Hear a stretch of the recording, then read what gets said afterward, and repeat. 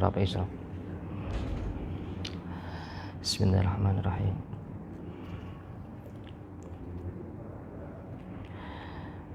Assalamualaikum warahmatullahi wabarakatuh.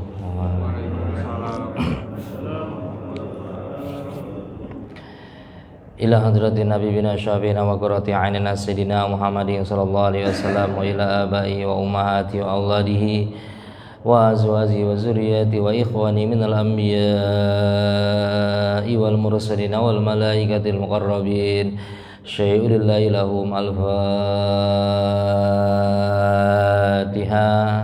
A'udzu billahi minasy syaithanir rajim. Bismillahirrahmanirrahim. Alhamdulillahi rabbil alamin arrahmanir rahim maliki yaumiddin. Iyyaka na'budu wa iyyaka nasta'in ihdinas siratal mustaqim siratal ladzina an'amta 'alaihim ghairil maghdubi 'alaihim waladdallin. Amin. Summa ila rahi sahabat Rasulullah sallallahu alaihi wasallam Abi Bakr wa Umar Utsman wa Ali wa ala baqiyati sahabat Rasulullah sallallahu alaihi wasallam wattabi'in wattabi'in bi salamiddin radhiyallahu anhum ajma'in. Al-Fatiha. A'udzu billahi minasy syaithanir rajim. Bismillahirrahmanirrahim. Alhamdulillahi rabbil alamin arrahmanir rahim maliki yaumiddin.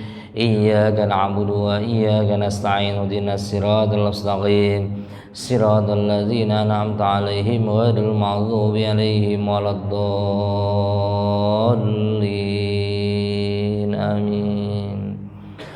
Summa ila arwahi jamil awliya'i tawlamil amin wa syuhada wa salihin usan kutub rabbani tu Syekh Abdul Qadir Jilani qaddasallahu sirral aziz wa nafa'ana bihim wa bi ulumihim wa karamatihim syai'ulillahi lahum al-Fatiha.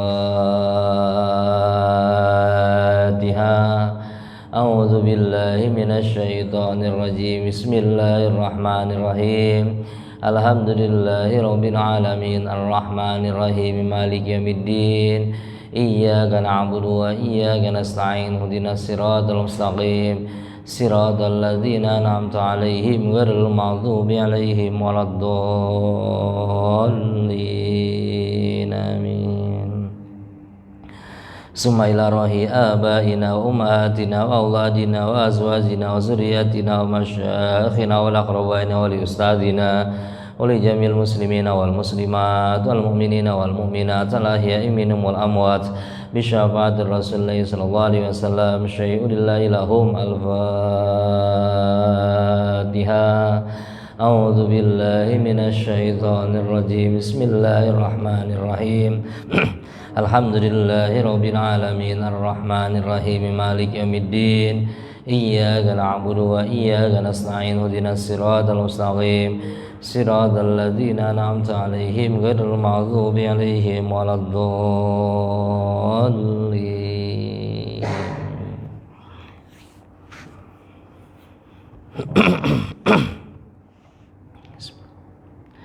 Bismillahirrahmanirrahim. Innal hamdalillah nahmadu wa nasta'inu wa nastaghfiruh wa na'udzu billahi min syururi anfusina wa min sayyiati a'malina. May yahdihillahu fala mudilla lahu wa may yudlil fala hadiyalah. Asyhadu an la ilaha illallah wahdahu la syarika lah wa asyhadu anna Muhammadan abduhu wa rasuluhu la nabiyya ba'dah. Allahumma shalli ala sayyidina Muhammad wa ala ali sayyidina Muhammad kama shallaita ala sayyidina Ibrahim wa ala ali sayyidina Ibrahim wa barik ala sayyidina Muhammad wa ala ali sayyidina Muhammad kama barakta ala sayyidina Ibrahim wa ala ali sayyidina Ibrahim fil alamin innaka Hamidum Majid. Amma ba'du, qalu subhanaka la ilma lana illa ma 'allamtana innaka antal alimul hakim. Qala Allah ta'ala fil Qur'anil Karim wa huwa asdaqul qailina bismillahirrahmanirrahim. Innallaha ma'al ladzina taqaw wal ladzina hum muhsinun. Wa qala Rasulullah sallallahu alaihi wasallam talabul ilmi faridatun ala kulli muslimin wa muslimatin. Qala rabbi shrah li sadri wa yassir li amri wahlul 'uqdatam min lisani yafqahu qawli wa la haula wa la quwata illa billahil aliyyil azim walhamdulillahi rabbil alamin. Alhamdulillah, mengawali kajian kita pada kesempatan di waktu yang penuh berkah ini, di tempat ini, di saat ini, dan juga di salah satu bulan yang sangat dimuliakan oleh Allah Subhanahu wa taala. Mari senantiasa kita selalu bertasyakur, memuja dan juga memuji kepada Allah Subhanahu wa taala atas segala keberkahan, nikmat, karunia, taufik, inayah, hidayah yang diberikannya kepada kita semua.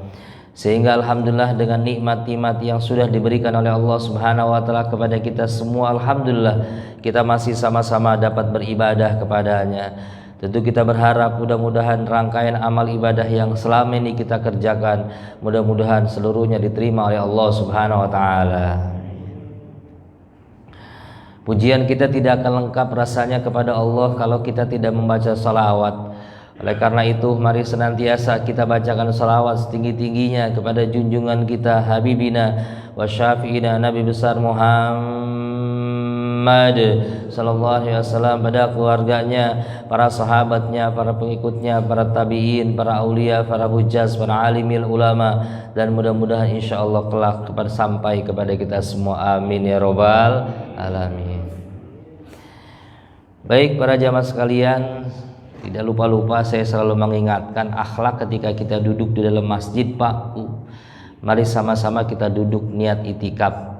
Mari sama-sama kita duduk niat itikaf di masjid ini. Dengan kita duduk niat itikaf sejenak sampai dengan insyaallah waktu syuruk, mudah-mudahan Allah Subhanahu wa taala akan menambah kualitas amal ibadah kita.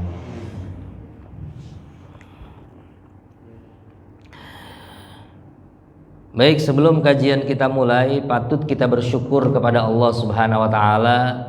Alhamdulillah, tidak terasa kita masih diberikan nikmat panjang umur oleh Allah. Sehingga alhamdulillah tidak terasa hari ini kita masih ada di salah satu bulan yang sangat dimuliakan oleh Allah Subhanahu wa taala. Bulan tersebut ini dinamakan dengan bulan apa sekarang? Rajab. Rajab. Tanggal berapa Rajabnya? Rajabnya tanggal berapa? Nah, Rajab tanggal berapa Rajabnya?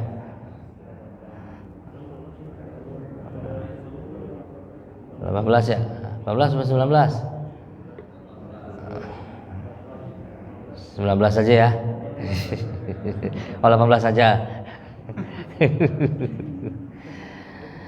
Ya baik, insyaallah alhamdulillah hari ini kita sudah masuki hari ke-19 di bulan Rajab. Itu tandanya insyaallah kurang lebih 40 hari lagi insyaallah kita akan memasuki bulan suci Ramadan.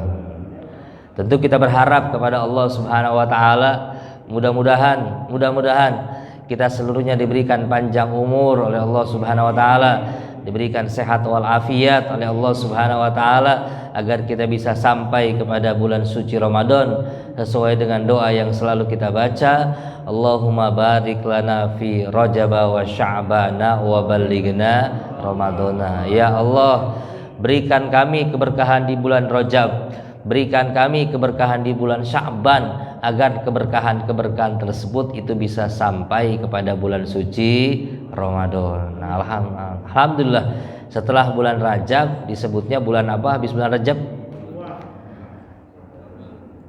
Habis bulan Rajab bulan apa? Sya'ban apa Rawah nyebutnya? Sya'ban aja. Oh iya. Kalau Rawah bahasa mana tuh, Pak?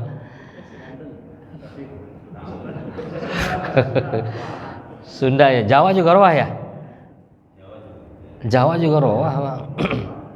Iya Rawah, enak banget Rawahan, Rejab Rawah puasa. Ya, bulan Rawah ya, atau bulan Sya'ban. Ya kalau dari Rajab ke Rejab deket mungkin. Deket, tapi kalau dari Sya'ban ke Rawah jauh dia. Ya baik, alhamdulillah setelah bulan Rajab yaitu bulan Sya'ban. Sya'ban itu diambil dari kata tata sya'bu yang artinya bercabang-cabang. Jadi pengertiannya setiap kebaikan yang kita kerjakan kelak di bulan depan, bulan Sya'ban, maka akan dilipat gandakan oleh Allah Subhanahu wa taala. Setelah itu kita akan memasuki bulan suci Ramadan. Sekali lagi, mari sama-sama kita bacakan suratul Fatihah untuk diri kita, keluarga kita. Mudah-mudahan kita seluruhnya diberikan panjang umur oleh Allah Subhanahu wa taala agar kita bisa sampai kepada bulan suci Ramadan. Amin ya rabbal alamin. Bismillahirrahmanirrahim. Baik, kita masuk kepada kajian yang mana kita masih menerangkan tentang syu'abul iman, cabang-cabang daripada keimanan. Dalam pertemuan lalu kita sudah membahas bahwa orang yang beriman tersebut ini harus memiliki 3 perasaan. Yang pertama, orang yang beriman tersebut, dalam pertemuan lalu kita sudah bahas, orang yang beriman harus memiliki kegembiraan ketika dia melaksanakan ibadah kepada Allah Subhanahu wa taala. Jadi orang yang beriman kalau dia melaksanakan ibadah harus ada kegembiraan, harus senang, harus bahagia, harus girang. Tahu girang? Apa girang? Oh, ceria. Wah, ceria tuh. Harus ceria ketika dia melaksanakan ibadah. Alhamdulillah saya girang, saya senang bisa sholat. Alhamdulillah saya senang bisa berpuasa. Alhamdulillah saya senang bisa baca Al-Quran. Alhamdulillah saya bangga saya bisa bersedekah. Tuh harus ada perasaan tersebut. Namun perasaan girang gembira tersebut harus kita punya keyakinan bahwa kita bisa beribadah itu karena pertolongan dari Allah Subhanahu wa taala. Harus punya anggapan seperti itu. Karena kalau orang bisa beribadah, dia girang, dia senang, dia tidak punya anggapan bahwa ibadahnya tersebut merupakan pertolongan dari Allah, maka ujung-ujungnya akan memiliki sifat sombong nantinya. Alhamdulillah, emang gua mah rajin sholat, emang gua orang paling rajin. Alhamdulillah, gua sedekah, emang gua orangnya baik, orang kaya gua mah. Tuh, kalau kita tidak punya anggapan seperti itu, makanya ketika kita bisa beribadah seperti ini, kita harus punya keyakinan bahwa ini merupakan pertolongan dari Allah Subhanahu wa taala. Selanjutnya, orang yang beriman tersebut harus memiliki perasaan resah, gelisah, gundah, gulana, galau kalau dia tidak melaksanakan ibadah. Harus ada perasaan galau, Pak. Ya Allah, saya ini nggak sholat subuh berjamaah, ya Allah. Ya Allah, saya ini nggak bisa ngaji, ya Allah. Ya Allah, saya kok tidak mampu sedekah padahal saya mampu, ya Allah. Itu harus ada perasaan seperti itu. Namun perasaan tersebut itu harus kita barengi dengan perbuatan. Jangan kita merasa males tapi nggak mau berbuat rajin. Merasa bodoh tapi tidak mau belajar. Merasa banyak dosa tapi tidak mau bertaubat. Nah, orang yang seperti ini dikhawatirkan termasuk kategori khodda'un nafsi, orang yang tertipu dengan dirinya sendiri. Dan orang yang beriman, dalam bulan lalu kita sudah bahas, orang yang beriman tersebut harus memiliki perasaan penyesalan ketika dia melaksanakan kemaksiatan yang tidak bisa dihindari. Jadi kalau dia berbuat dosa yang tidak bisa dihindari, penyesalan yang luar biasa. Sebaliknya, kalau orang berbuat maksiat tidak ada penyesalan, namanya min alamatil mautil qalbi, tanda hatinya sudah mati. Nah, kali ini tema kita kali ini cabang iman yang nomor 57. Nah, kita akan menerangkan tentang pengertian tanda-tanda orang yang beriman. Di antaranya orang beriman tersebut harus husnul khuluq, memiliki budi pekerti yang baik. Langsung saja bismillahirrahmanirrahim. Was'abatus sabi'atu wal khamsuna husnul khuluqi. Wa jama'a ba'duhum alamati dzalik faqala huwa ayyakuna katsiral haya qalilal adza kasiral shalah suduqal lisan qalilal kalam katsiral amal qalilal zalal qalilal fudul. Selanjutnya, orang yang beriman kepada Allah Subhanahu wa taala ini harus memiliki husnul khuluq, harus memiliki budi pekerti yang baik, akhlak yang baik. Ini akhlak nih, kajian akhlak. Kita nggak usah menerangkan ibadah jauh-jauh, akhlak nih kita perbaiki. Karena kita seluruhnya tahu Rasulullah SAW diutus tidak lain dan tidak bukan yaitu untuk menyempurnakan akhlak kita. Sebab akhlak ini yang selalu jadi perbincangan di kalangan kita, yang sering sekali jadi omongan, baik itu omongan baik maupun omongan buruk, bukan tentang ilmu, bukan tentang jabatan, bukan tentang harta, tetapi yang menjadi perbincangan adalah tentang akhlak kita. Akhlak kita terhadap Allah, akhlak kita sesama manusia, akhlak kita dengan orang lain, akhlak kita dengan seluruh ciptaan Allah Subhanahu wa ta'ala. Ini harus punya akhlak yang baik, budi pekerti yang baik. Sebab segala sesuatu kalau nggak ada akhlaknya, ya orang kaya akan hancur kekayaannya kalau tidak ada akhlaknya. Seorang yang berilmu juga sama, ahli ibadah saja tiap hari dia ibadah, tetapi kalau dia tidak memikirkan akhlak, tetapi kalau dia tidak menyempurnakan akhlaknya, maka ibadahnya akan habis. Banyak sekali akhlak. Akhlak dengan Allah, seperti dengan sholat. Akhlak dengan diri kita sendiri. Salah satunya mana akhlak dengan diri kita sendiri. Awas ketika kita makan, ketika kita minum, ada adabnya, tata keramanya. Ketika kita makan, contoh adabnya makan nih, sunahnya kalau kita makan dianjurkan adabnya tersebut itu sunahnya menghadap kiblat. Menghadap apa? Kiblat. Saya tanya, kebanyakan kalau kita makan ngadap kemana? Oh, makanan, iya benar. Iya, ngadap ke makanan ya. Makanannya ngadap kemana? Kiblat. Ke atas. Oh, atas. Tuh, ada ya. Adab kita berjalan seperti apa? Itu jangan salah, Pak, diperhatiin sama orang. Kita ini diperhatikan sama orang. Terlebih lagi kita ini diperhatikan oleh Allah Subhanahu wa ta'ala. Akhlak kita jaga. Wa jama'a ba'duhum alamati dzalik. Sebagian ulama mengumpulkan tanda-tanda akhlak orang yang memiliki budi pekerti yang baik. Yang pertama adalah katsirul haya. Orang yang memiliki akhlak budi pekerti yang baik adalah katsirul haya, terlalu banyak malu. Pemalu orangnya. Pemalu, bukan malu-maluin. Beda antara banyak malu sama malu-maluin. Pemalu orangnya, punya sifat malu. Malu ketika dia tidak melaksanakan kewajiban. Malu ketika dia tidak berbuat ibadah. Malu ketika orang lain, ketika dia tersebut itu tidak bisa menolong orang lain. Harus punya perasaan malu. Kalau kita kan selama ini ya cuek-cuek aja. Ada orang pengajian, ada orang ibadah, ada gotong royong, ada kerja bakti, kita tidak ikut, biasa-biasa aja. Berarti tandanya tidak memiliki rasa malu. Tidak memiliki rasa malu. Ini akhlak kita ini kita jaga, Pak. Malu. Qalilul kalam, katsirul amal. Orang yang memiliki akhlak budi pekerti yang baik adalah qalilul kalam. Ini bicaranya sedikit. Jadi nggak pernah banyak ngomong, Pak. Beda dengan orang yang tidak memiliki akhlak. Biasanya orang yang kalau tidak memiliki akhlak ini banyak bicara, ngomongnya banyak.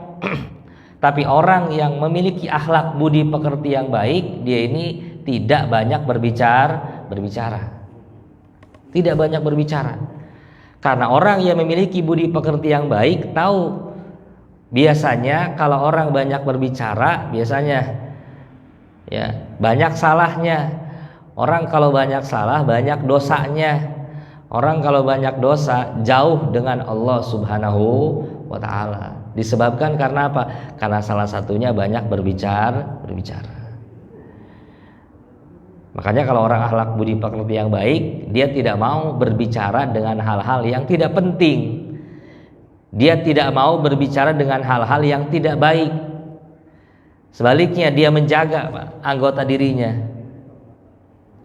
Makanya begini, hendaklah kita dari anggota badan kita ini kita jaga, Pak, dari perbuatan maksiat. Sebab ada 7 anggota badan yang harus kita jaga dari perbuatan maksiat. 7 anggota badan yang harus kita jaga dari perbuatan maksiat. Mana? Mata, telinga, hidung, mulut, tangan, perut, dan juga kaki. Itu kita jaga tuh dari perbuatan maksiat. Yang pertama mulut. Nih mulut kita jaga dari perbuatan maksiat. Apa maksiat mulut? Paling banyak maksiat mulut. Yang pertama, maksiat mulut ini berbohong. Tahu berbohong?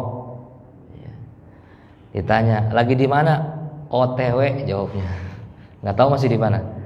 Di rumah. Lagi di mana? Di jalan. Iya, ya lagi jalan sih, di rumah juga jalan. Gitu kan. Berbohong lagi. Apalagi kalau berbohong memang menggunakan sumpah palsu. Ini yang tidak boleh, Pak. Demi Allah ini. Menyebut kalimat demi Allah dengan kebohongan ini tidak boleh. Bukan hanya dia bertaubat, tetapi dia juga harus wajib membayar kifarat. Kifarat sumpah namanya. Apa Ustaz kifarat sumpah? Kifarat sumpah itu puasa 3 hari. Di samping dia bertaubat, mohon maaf kepada orang yang bohongin, juga dia harus puasa 3 hari. Sering sekali kita berbohong. Biasanya sumpah-sumpahan ke siapa biasanya? Pak Sony ke siapa? Istri? Oh enggak, kali. Itu sumpah ke istri. Biasanya kenapa nih? Ini perlu dicurigai nih.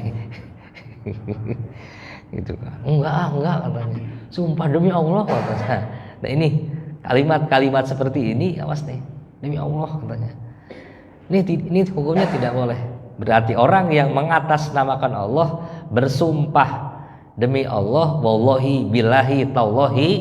Nah, kalau dia melanggar, bukan hanya dia bertaubat, tetapi dia juga harus membayar kifarat. Cuman jangan ngegampangin. Udahlah demi Allah aja kifarat cuma 3 hari ini puasa dah, tiap hari juga puasa kita mah. Jangan ngegampangin begitu. Jadi tidak boleh kifarat itu digampang-gampangin. Ya, tuh salah satunya tuh. Ghibah. Juga berbohong. Makanya kalau kita janji, kalau kita nyebut insya Allah itu insya Allah mau, insya Allah siap, jangan insya Allah pelin-pelan. Gitu. Ini kan kebanyakan kita mengatasnamakan insya Allah. Mau datang, emang kita niat nggak datang, ngomong kagak datang, kagak enak. Ujung-ujungnya apa? Insya Allah. Kan udah nyebut insya Allah katanya. Nah, ini nih. Nolak secara halus. Wala taqullanna li syai'in inni fa'ilun zalika ghadan. Jadi kalau kita berniat melaksanakan sesuatu besok, niatnya mau melaksanakan sesuatu besok, maka katakan insya Allah. Jadi insya Allah itu insya Allah mau. Bukan kesana ya insya Allah katanya. Kan bingung orang tanda tanya. Insya Allah apa? Jadi jangan mengatasnamakan insya Allah untuk menolak. Kalau tidak bisa, ya katakan tidak bisa. Tapi kalau kita bisa, katakan insya Allah. Insya Allah tuh kalimat-kalimat yang seperti ini. Berbohong juga sama. Terutama nih dosa. Dosa yang paling besar tuh biasanya disebabkan karena kebohongan. Makanya pantas hadis riwayat daripada Delami mengatakan, iyyaka bil kidbi fa innal kidba yajurul ma'asi.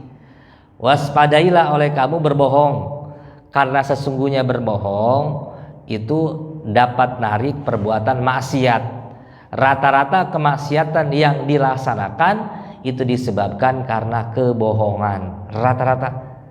Jadi orang kalau sudah berbohong, maka maksiat-maksiat lain muncul. Berapa banyak orang yang disebabkan karena kebohongan, dia tersebut ini berbuat maksiat. Bohong kepada Allah, bohong kepada orang lain, juga bohong kepada dirinya sendiri. Ghibah juga sama, dosa mulut. Tahu ghibah? Apa ghibah? Ngomongin orang. Apa yang diomongin? Ghibah. Ini ngomongin keburukan orang lain. Ustadz, yang saya omongin keburukannya betul, yaitu namanya ghibah. Kalau nggak benar namanya fitnah. Terutama nih zaman sekarang banyak Pak ghibah merajalela.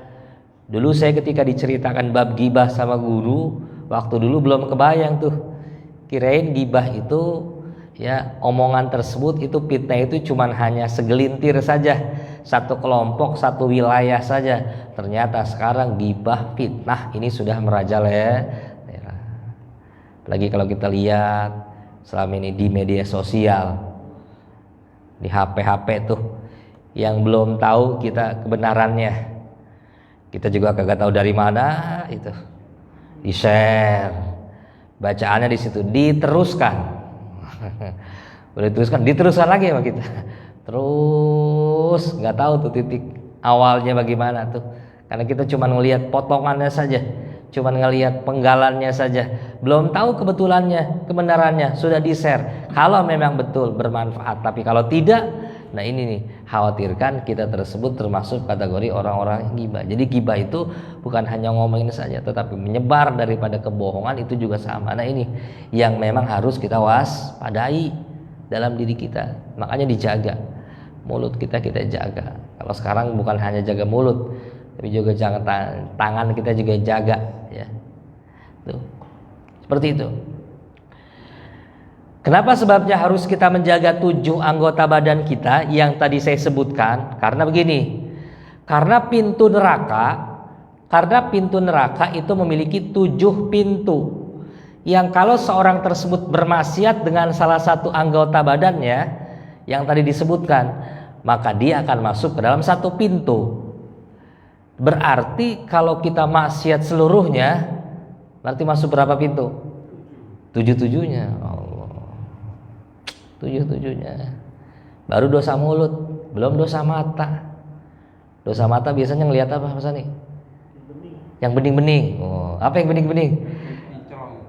Yang bening-bening apa? Oh, air, ya air. Air, kaca kali ya. Bening-bening ya. Melihat sesuatu yang memang tidak semestinya kita lihat. Nah itu tanpa disadari itu hal-hal yang begitu. Allah, melihat kita di media sosial, di HP, ada perempuan ngelihatnya nggak pakai jilbab. Ada perempuan nggak pakai jilbab di HP? Nggak pakai jilbab ada? Banyak tuh, tahu tuh yang biasa. Tuh, kita lihat. Nah, jadi seperti itu. Dosa telinga kita. Telinga kita. Dari ngedenger musik-musik yang nggak ada gunanya, musik-musik yang ya melalaikan diri kita kepada Allah Subhanahu wa ta'ala, musik-musik yang menimbulkan syahwat, mungkin musik-musik yang memang menciptakan hayalan-hayalan yang kita semakin jauh dengan Allah Subhanahu wa ta'ala. Nah, ini kemaksiatan gitu. Hidung juga sama. Hidung nih, maksiat hidung juga sama. Mana maksiat hidung? Salah satunya cium aroma yang kagak pantas. Orang lagi. Pak Sony ini langsung nyambung dia. Koneknya cepet dia ini, luar biasa. Itu ya. Seperti itu. Tangan juga sama. Perut juga sama nih, kita jaga nih dari hal-hal yang memang perbuatan dosa. Kaki juga sama, dari hal-hal melangkahkan yang memang tidak baik, di seluruhnya kita jaga. Tuh Allah, tuh ya. Itu ya. Jadi kembali lagi qalilul kalam. Birron, orang yang memiliki husnul khuluq tersebut itu birron, dia itu selalu berbuat baik. Usulan, selalu menyambungkan tali silaturahim. Dia tidak pernah memutuskan tali silaturahim, selalu menyambungkan tali silaturahim. Soburon, dia ini penyabar. Dia ini penyabar, tidak pernah sedikit marahnya. Sabar. Kalau ngomong sabar luar biasa nih Pak. Kalau kita ngomong sabar mah yang ngomong enak, ngedengernya juga enak, benar nggak? Ngomongnya enak, ngedengernya yang sabar ya, yang berat apanya? Ngelakuinnya, Insya Allah. Sabar ini luar biasa. Bahkan menurut saya sabar ini sekolahnya kagak ada, ujiannya tiap hari. Ujiannya setiap hari, sabarnya. Sabar, diuji lagi diuji, kapan sekolahnya? Gitu kan? Nah, orang-orang yang sabar nih, orang-orang yang memiliki budi pekerti yang baik, dia penyabar. Dia nggak gampang marah, dia tidak gampang tersulut emosi, dia tidak gampang. Syakuron, dia ini penyukur, selalu bersyukur, selalu mengucapkan dalam lisannya, mengucapkan alhamdulillah, ucapkan alhamdulillah, bersyukur Pak sama Allah Subhanahu wa taala. Apapun yang kita miliki, bersyukur, tidak boleh mengeluh. Ingat, yang kita keluhkan tersebut itu belum ada apa-apanya. Ketika kita mengeluh, punya anak yang berisik, punya cucu yang rewel, maka ketahui anak yang berisik, cucu yang rewel tersebut itu dambaan buat keluarga yang tidak punya anak. Benar gak? Ketika kita mengeluh, rumahnya miskin, rumahnya ngontrak, kecil, sempit, itu impian buat orang-orang yang tidak punya tempat tinggal. Ketika kita mengeluh dengan waktu kita, kok waktu kita tersebut ini selalu kita pergunakan, ingat waktu tersebut juga adalah harus bersyukur, karena banyak orang yang tidak memiliki waktu. Bahkan sendal jepit pun yang kita miliki harus bersyukur. Cuman hanya punya sendal jepit saja, karena sendal jepit juga impian bagi orang-orang yang tidak punya kaki. Makanya harus bersyukur, ucapin. Kalau kita kan selama ini kerasanya kurang mulu, bener nggak? Ngeluh mulu yang ada, ya ngeluh. Dikasih cuaca hujan terus. Dikasih panas terus. Apalagi cuaca nih Pak ya. Sekarang ini cuaca lagi hujan terus nih Pak di luar. Makanya tidak sedikit teman-teman saudara keluarga kita pada sakit, ya enggak? Pada sakitnya sakit apa? Flu meriang. Tambah lagi sekarang katanya Omikron. Ada Omikron di sini? Omikron ada nggak? Mana Omikron? Oh iji. Omikron. Ya. Tapi insya Allah orang yang sholat subuh semua di sini sehat semua, amin. Amin. Jadi jaga Allah Subhanahu Wa Taala. Insya Allah sehat. Yang namanya penyakit dari juga ada, yang namanya flu dari juga ada. Tinggal kitanya harus menjaga diri. Kitanya kalau toharoh, kalau bebersih, kalau kita wudu tuh yang benar wudunya. Makanya dengan kita berwudu, insya Allah menyehatkan badan. Dalam wudu diajarkan namanya madmadoh, berkumur. Dalam wudu diajarkan kita untuk istinsak, menghirup air. Dalam wudu juga diajarkan membasuh muka, membasuh tangan, seluruhnya kita diajarkan. Tuh toharohnya yang suci, toharohnya yang benar. Kalau kita kan toharohnya selama ini asal baik, udah asal baik toharohnya, yang penting asal wudu aja tuh. Makanya sudah sering saya katakan, yang betul tuh istinsak. Apa itu istinsak? Menghirup air, airnya dihirup, jangan cuma dicolek-colek doang hidung. Kalau kebanyakan kita hidungnya dicolek apa dihirup? Colek-colek aja udah, colek-colek aja dihirup. Emang kalau belum biasa mah keselak, sakit kita belum biasa. Tapi kalau udah biasa, tapi itu dianjurkan untuk orang yang tidak berpuasa. Tapi kalau untuk yang berpuasa cukup kita diusap saja ya hidungnya tuh. Jadi diajarkan Islam. Rodian, haliman, rofikon, akik. Orang-orang yang memiliki budi pekerti yang baik tersebut rodian. Dia selalu ridho atas ketentuan yang diberikan oleh Allah Subhanahu wa taala. Dikasih sakit, ridho. Dikasih sehat, ridho. Dikasih kaya, ridho. Dikasih miskin juga ridho. Haliman, dia penyayang, lemah lembut hatinya. Rofikon, dia ini menjaga kehormatan dirinya, menjaga kehormatan agamanya. Dijaga kehormatan dirinya, dijaga kehormatan agamanya, dijaga agamanya juga dijaga. Nah ini seluruhnya merupakan tanda-tanda orang-orang yang memiliki budi pekerti yang baik.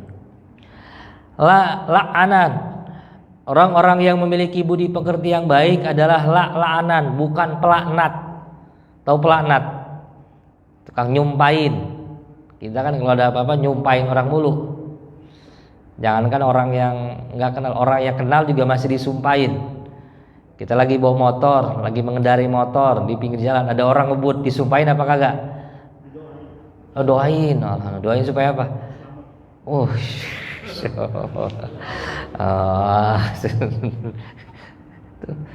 Gue sumpahin lu katanya, gitu kan. Nah, orang-orang yang memiliki budi pekerti yang baik, dia tidak akan mendoakan buruk kepada orang lain, karena dia tahu setiap doa itu konsekuensinya akan kembali kepada dirinya sendiri. Gak pernah nyumpahin sama orang. Wala syabbaban, juga dia tidak pernah juga menjadi pencaci maki, ngomel mulu, marah mulu orangnya. Coba, marah mulu, gak kena sedikit kesinggung marah. Dinasehatin galakan dia. Ada nggak begitu, Pak? Kita nasehatin galakan dia malah. Kita punya istri, kita nasehatin galakan dia tuh. Suami ngomong lembut sama istri ngebentak.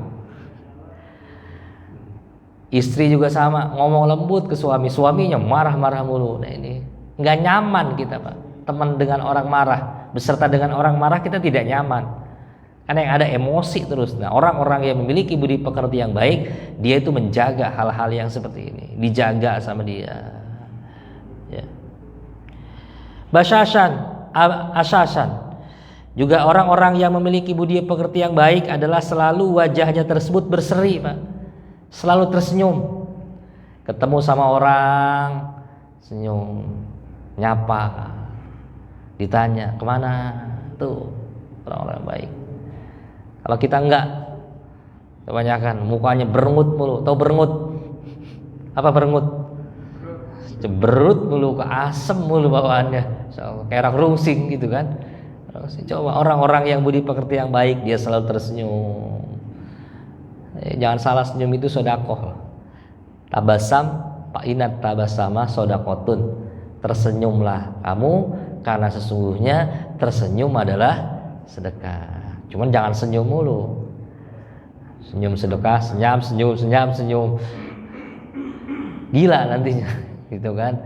Tersenyum dia. Lagi punya duit, senyum apa enggak Pak Sani? Senyum banget. Enggak punya duit, senyum juga.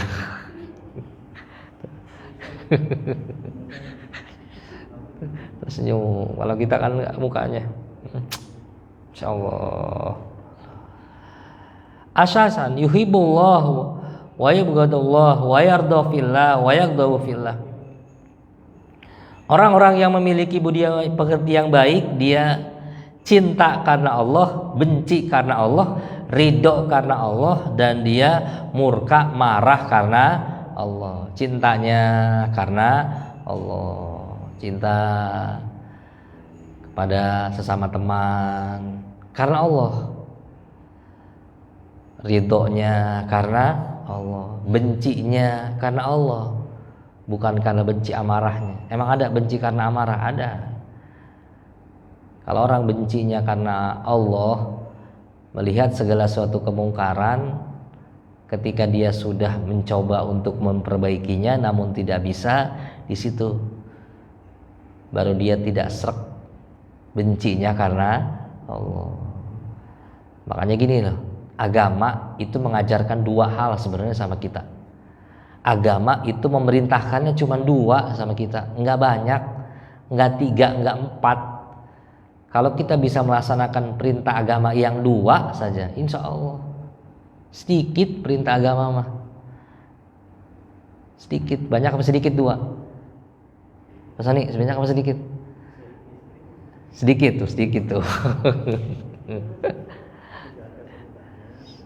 Ya, menjaga perintahnya dan juga menjauhi larangan, itu segitu.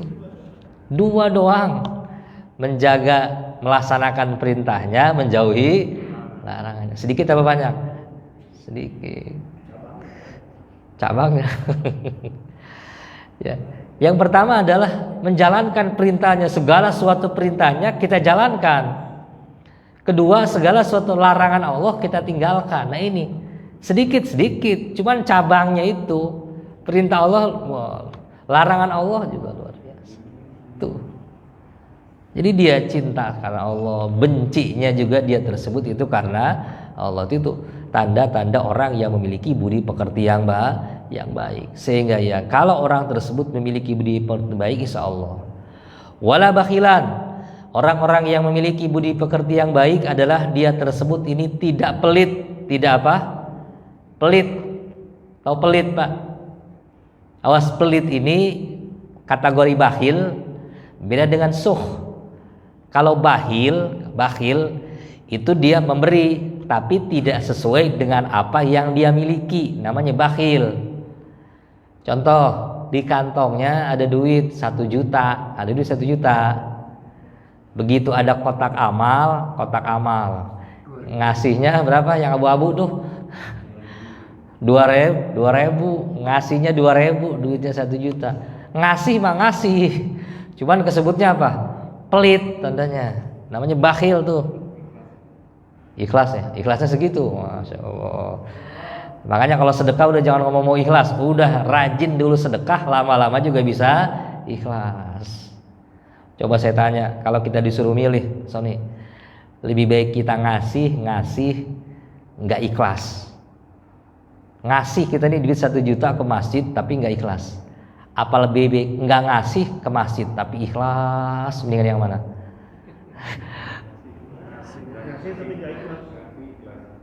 Mending pengennya sih ngasih ikhlas. Ya ini pilihan namanya. Kalau ngasih ikhlas bukan pilihan. Iya. Ngasih ada sumbangan masjid, kita ngasih 1 juta tapi nggak ikhlas hati, kagak ikhlas. Atau yang kedua nggak ngasih tapi ikhlas. Mending yang mana coba? Mending yang mana?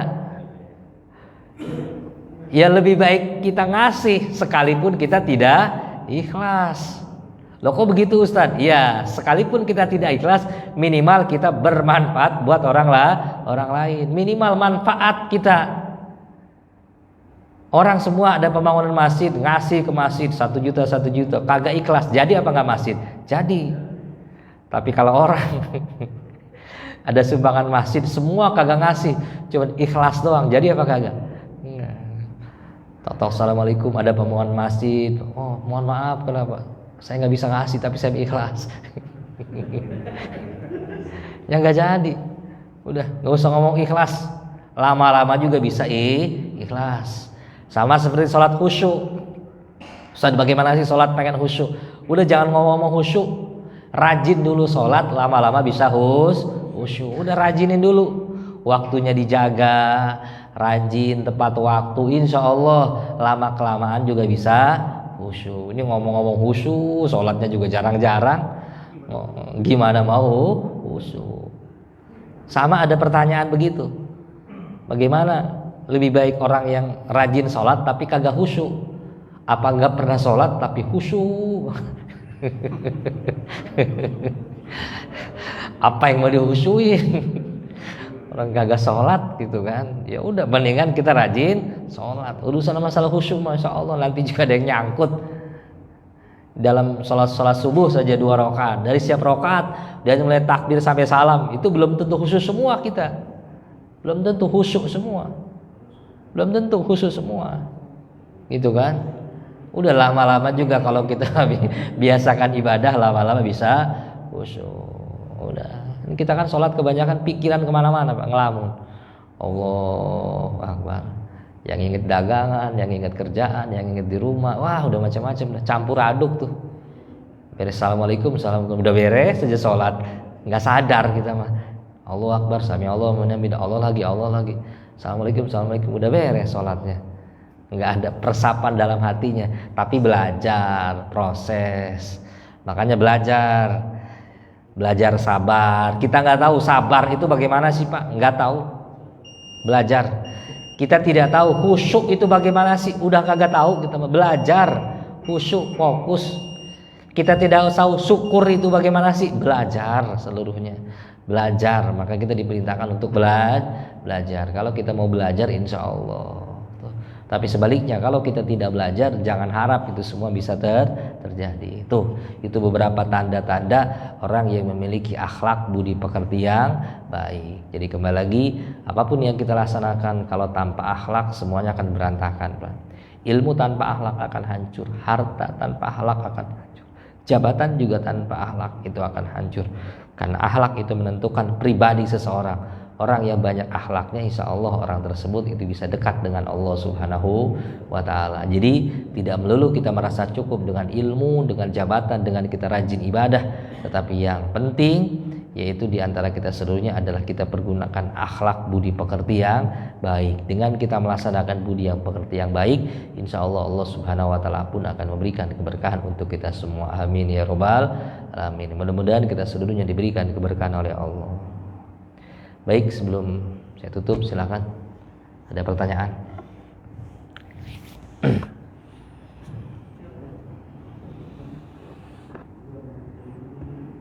Ada?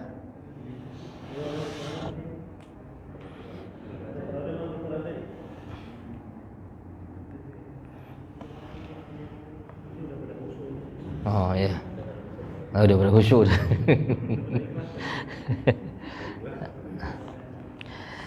Ya, oh ya, tuh ada tuh.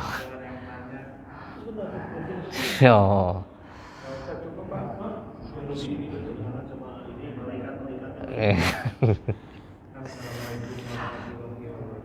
Waalaikumsalam warahmatullahi wabarakatuh. Soal sabaran Pak Ustaz ya. Sabar. Iya, sabar. Itu ya diuji terus apa enggak itu sabar. Kayaknya sulit untuk sabar. Oh, iya. Kayaknya masalah ada aja. Oh gitu. Gimana Pak Ustaz? Makasih. Assalamualaikum warahmatullahi wabarakatuh. Gimana Pak Son itu? Ya, ini tentang sabar nih, gimana nih? Sabar. Gimana itu? Berat apa enggak tuh sabar? Ya memang saking beratnya pahala sabar, maka Allah menjandingkan innallaha masabirin. Makanya gini bedanya sabar dengan syukur. Kalau kita syukur bersama dengan nikmat Allah, tapi kalau kita bersabar beserta dengan Allahnya. Bukan berarti kita berduaan sama Allah, bukan berarti Allah butuh tempat, tidak, pengertiannya seperti itu sudah saya bahas. Namun yang akan saya garis bawahi bagaimana pengertian masalah sabar tersebut. Ya, memang yang namanya sabar tersebut ujian dari Allah. Gini, banyak cara agar kita bisa dekat dengan Allah. Dengan sholat, dengan puasa, dengan baca Quran, dengan ibadah. Banyak cara agar kita bisa dekat dengan Allah. Tetapi satu cara Allah Subhanahu wa Ta'ala agar dekat dengan hambanya. Satu cara Allah agar bisa dekat dengan hambanya apa? Diberikan musibah, diberikan ujian. Itu cara Allah. Diberikan cara Allah buat mendekatkan dirinya kepada orang-orang yang sabar, kepada hambanya. Mana dikasih ujian oleh Allah Subhanahu wa Ta'ala. Apa ujian tersebut? Tidak lain, ya banyak, macam-macam ujian. Ada yang ekonomi, ada yang rumah tangga, ada yang kesehatan, ada yang sosialnya, ada yang dirinya, ada yang keluarganya, ada yang ujian di masyarakatnya, ada ujian dalam hatinya, dalam pekerjaannya. Itu seluruhnya menandakan bahwa Allah Subhanahu wa Ta'ala itu ingin dekat dengan kita. Makanya ketika kita dikasih ujian sama Allah Subhanahu wa Ta'ala, coba doa kita makin khusyuk, ibadah kita makin rajin. Itu cara Allah Subhanahu wa Ta'ala untuk bisa dekat dengan hambanya. Apakah sabar itu berat? Apakah sabar itu sulit? Yang membuat kita sulit adalah bukan ujiannya sebetulnya, iman kita, Pak. Iman kan kadang naik ada turun, bener nggak? Sony, bener nggak? Kalau lagi begini nih, lagi ngaji, iman naik, bener nggak? Lagi ngaji, tapi turun aja, udah beres ngaji aja, iman apalagi turun lagi. Kalau iman kita lagi naik, lagi tinggi, sekecil apapun ujian rasanya, Pak.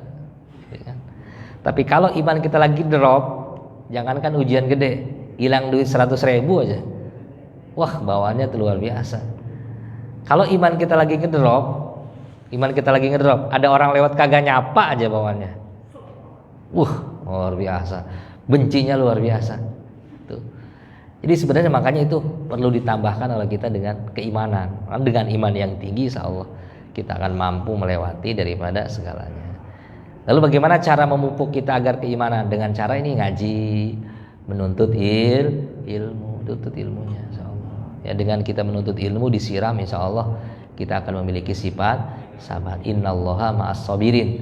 Sesungguhnya Allah atau tafsirnya sesungguhnya pertolongan Allah bersama dengan orang-orang yang sabar. Siapa orang yang sabar? Tarku syakwa illa alallah, meninggalkan keluh kesah kecuali kepada Allah Subhanahu wa taala. Tidak pernah mengeluh dia. Selalu bersyukur dan selalu menganggap bahwa ini ujian dari Allah dan akan kembali kepada Allah. Ya, itu.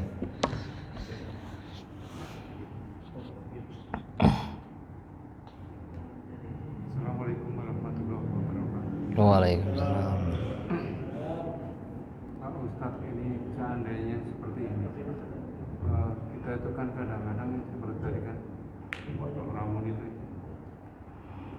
ujian dari mata, dari mulut dan sebagainya itu kan sampai ke hati. Sedangkan kita umpamanya untuk hablum minanas, kita bersilaturahmi, kumpul-kumpul dan sebagainya. Tapi ada satu seperti umpamanya arisan lah. Umpamanya arisan. Sebetulnya di satu sisi ini kan kita bisa kumpul silaturahmi ketemu teman. Tapi dalam acaranya dan sebagainya itu misalnya terus muncullah itu ibaratnya seperti pergunjingan dan sebagainya. Ya. Nah, terus akhirnya kita menahan diri, malas saya ngumpul-ngumpul seperti itu, paling cuma ada ngomongin gitu-gitu aja. Kalau seperti ini, sikap seperti itu bagaimana? Ya. Itu aja. Udah.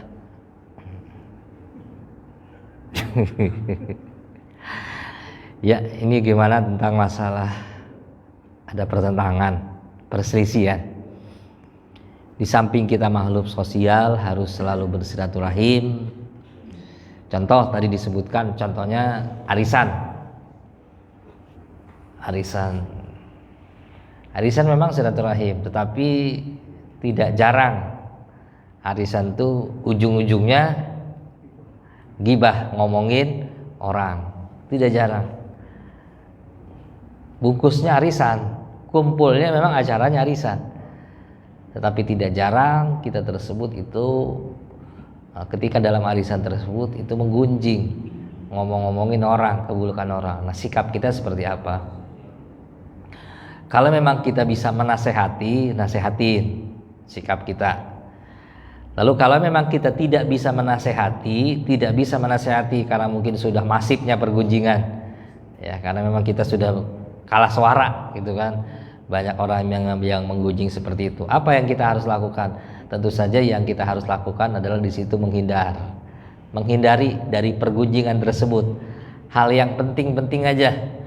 Nah, contoh kalau arisannya datangnya dari jam 10 sampai jam setengah 12 sampai jam 12, ya kita datangnya pas terakhir aja, detik-detik terakhir, karena tidak bisa dipungkiri bahwa itu ada ngomongin orang. Kalau memang kita rasa itu juga masih belum efektif, masih belum kita mencegah daripada kemungkaran, dari sini kita juga tidak usah menghadiri daripada arisan tersebut. Kalau memang itu kita tidak bisa kita hindari kemaksiatannya, pergunjingannya tersebut. Karena apa? Betul niatnya silaturahim, tetapi ketika sudah masih menjadikan penggunjingan, nah ini ujung-ujungnya akan membuli, ujung-ujungnya akan ngomongin orang. Nah, ini khawatir amal ibadah kita ini hilang. Makanya sebisa mungkin kalau memang bisa disiasati oleh kita bagaimana caranya pergunjingan tersebut tidak ada, dan kalau memang tidak bisa dihindari, ya lebih baik kita yang menghindar. Lebih baik kita ya alasan dulu kagak ada waktu kayak apa kayak gitu kan. Memang kita di rumah lagi sibuk seperti itu. Itu untuk menghindari daripada perbuatan dosa yang lebih luas. Karena memang tidak bisa dipungkiri, Pak. Jangankan seperti itu, pengunjungan arisan-arisan seperti itu. Kita kadang kumpul bareng aja, ngobrol biasa aja. Tuh ngobrol, kadang ngobrol. Kalau kita ada perlunya mah kalau diomongin 5 menit juga selesai sebetulnya. Poinnya gitu kan. Adapun masalah ngobrol setengah jam, 1 jam, kesononya udah itu mah udah ngomongin orang. Kesononya udah nggak ada manfaatnya. Nah, hal-hal yang seperti itu kita kurangi sampai kita bisa hindari. Gitu. Dengan kita hindari seperti itu, insya Allah Allah Subhanahu Wa Taala pun akan memaafkan kita. Amin ya robbal alamin. Ya, baik, itu saja cukup karena memang sudah waktu. Mari sama-sama kita bacakan suratul Fatihah buat jamaah kita yang mertuanya meninggal ya. Pak Haji Sopyan ya. Sopyan yang mertuanya meninggal, mari sama-sama kita bacakan suratul Fatihah. Mudah-mudahan buat almarhumahnya, mudah-mudahan seluruh amal ibadahnya diterima oleh Allah Subhanahu wa taala, dilapangkan kuburannya, ditetapkan iman dan juga Islamnya, dan ditempatkan di raudhah minal jinan bi barakati umul kitab al-Fatihah. A'udzubillahi minasyaitonir rajim. Bismillahirrahmanirrahim. Alhamdulillahirabbil alamin arrahmanir rahim maliki yaumiddin. Iyyaka na'budu wa iyyaka nasta'in ihdinas siratal mustaqim siratal ladzina an'amta 'alaihim ghairil maghdubi 'alaihim waladdallin. Amin. Juga yang Fatihah yang kedua kita hadiahkan untuk diri kita, keluarga kita, orang tua kita, anak, cucu, menantu, tetangga kita, khususnya kepada jamaah masjid kita di sekitarnya. Kita bacakan Fatihah, mudah-mudahan kita seluruhnya diberikan kesehatan oleh Allah Subhanahu wa taala, diberikan keberkahan dalam rezekinya, dihasilkan maksud dan tujuannya, dimudahkan dalam segala urusannya, dan kita seluruhnya ada dalam perlindungan Allah Subhanahu wa taala. Bi barakatimul kitab al-Fatihah. A'udzubillahi minasyaitonir rajim. Bismillahirrahmanirrahim. Alhamdulillahirabbil alamin arrahmanir rahim maliki yaumiddin. Iyyaka na'budu wa iyyaka nasta'in ihdinas siratal mustaqim siratal ladzina an'amta 'alaihim ghairil maghdubi 'alaihim waladdallin. Ya dzal ikram wa fana karim ya hayyu qayyum ya hayyu qayyum ya hayyu qayyum mangkuli sahabatul rasul ajmain. Alhamdulillahirabbil alamin hamdan syakirin hamdan na'imin hamdan ya'fin amaika bi mazida syafa'atir rasulillah sallallahu alaihi wasallam. Allahumma ighfiril muslimina wal muslimat wal mu'minina wal mu'minat al-ahya'i minhum wal amwati arhamar rahimin. Allahumma azir rahmat alaina bi syafa'atir rasulillah sallallahu alaihi wasallam ya dafi'al balaya arhamar rahimin irhamna. Allahumma inna nas'aluka khaira hadzal yaum. Allahumma inna nas'aluka khaira hadzal yaum fathahu wa nasrahu wa huda wa nurahu barakatuhu. Wa a'udzubika min syarri hadzal yaum wa syarri ma bi wa syarri ma ba'da. Ya daiman lam yazal ya arhamar rahimin irhamna. Allahumma hawin aina fi sakaratil maut. Allahumma hawin aina fi sakaratil maut. Allahumma hawin aina fi sakaratil maut. Najata minan nar wa la fa'inil hisab. Allahumma rabbana hab lana min azwajina zurriyyatina qurrata a'yun waj'alna lil muttaqina imama. Allahumma barik lana fi Rajab wa Sya'ban wa ballighna Ramadan wa anzil rahmat alaina bi barakati la ilaha illallah Muhammadur Rasulullah. Allahumma rabbana atina fid dunya hasanah fil akhirati hasanah wa qina adzabannar. Walhamdulillahi rabbil alamin. Subhanakallahumma bihamdika asyhadu an la ilaha illa anta astaghfiruka wa atubu ilaik. Assalamualaikum warahmatullahi wabarakatuh.